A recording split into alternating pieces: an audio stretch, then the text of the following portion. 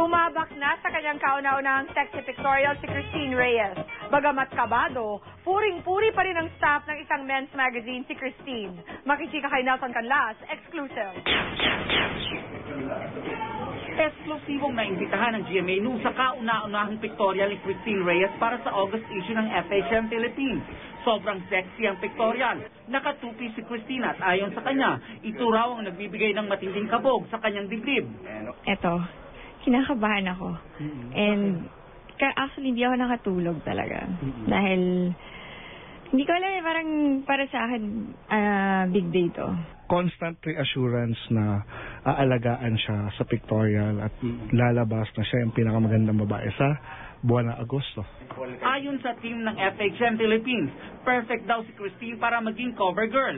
Handang-handa na raw siya sa edad, hubog ng katawan at itsura. Nung nakabikini na siya, sobrang niyang flawless. As in, walang kailangang lagyan ng body makeup. Walang body makeup, sobrang niyang kinis. At saka sabi niya nag-crash diet daw siya.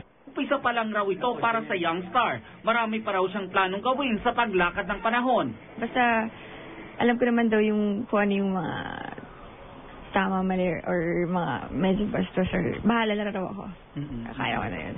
Bukod sa kabang nararamdaman ni Christine Reyes sa kanyang first sexy photo shoot, excitement ang namumutawi sa dalaga at sana raw mas matanggap ng kanyang mga fans ang kanyang bagong sexy image. Nelson Canlas updated sa Showbiz Happenings.